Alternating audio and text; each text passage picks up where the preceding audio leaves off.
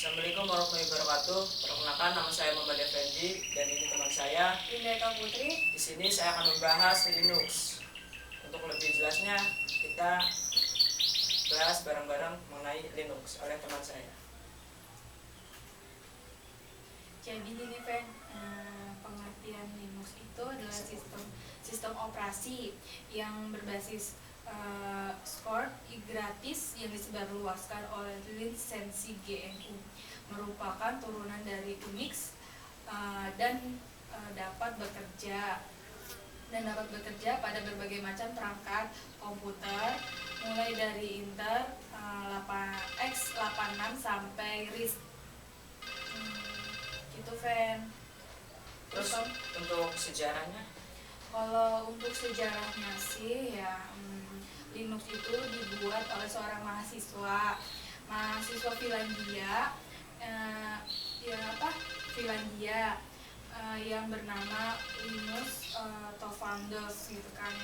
Dulunya Linux itu merupakan proyek yang hobi diinspirasikan. Jadi sejarahnya itu, jadi seorang mahasiswa ini dia membuat suatu program jadi yang disebarluaskan oleh seluruh masyarakat agar bisa dipakai gitu, agar bisa dipakai atau bisa dinikmati oleh masyarakat luas gitu. Jadi beda sama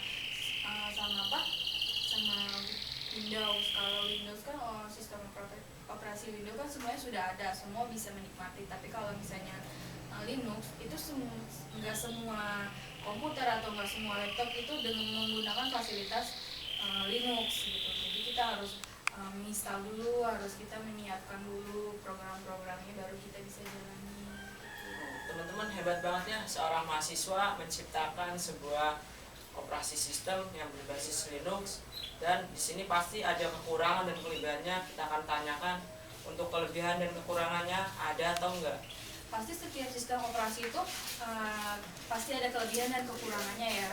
Kalau misalnya kelebihan dari Linux itu bersifat short atau bebas, sehingga bisa disebarluaskan oleh seluruh hal masyarakat yang luas.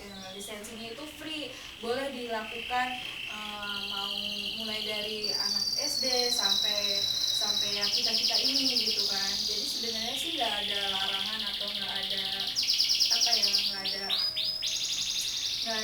batasan usia. Jadi kita bisa pakai asalkan gitu kita harus kita harus bisa menyiapkan sistem operasinya dulu. Kalau misalnya kita udah ada, kita bisa menjalankan. Tapi kalau kita nggak ada, kita harus install dulu nih program Linuxnya. Kita mau pakai apa, kan Linux kan banyak. Sebenarnya sih kalau Linux itu kita bisa buat sendiri, kayak antivirus aja kan. Kalau misalnya antivirus itu bisa kita ada yang buat sendiri, atau misal ada bawaan dari laptopnya sendiri kan. Nah kalau misalnya antivirus sama sih, cuman kalau misalnya Linux itu enaknya kita bisa sharing sama orang-orang luar gitu ya. Jadi kita bisa pakai nih, ini program kita dipakai sama orang itu gitu.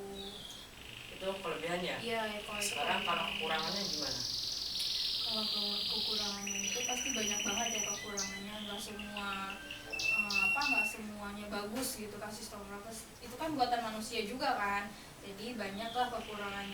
Contohnya tuh banyak user yang belum terbiasa dengan menggunakan Linux. Jadi dukungan hardware atau vendor-vendor tertentu yang tidak terlalu baik pada Linux. Jadi misal saya punya laptop, tapi laptop saya belum terpasang aplikasi Linux, otomatis kan nggak bisa menjalankan seperti program Windows. Kalau Windows kan hanya kita install, ada tulisannya next, keterangannya next, terus lanjut apa langsung finish kan.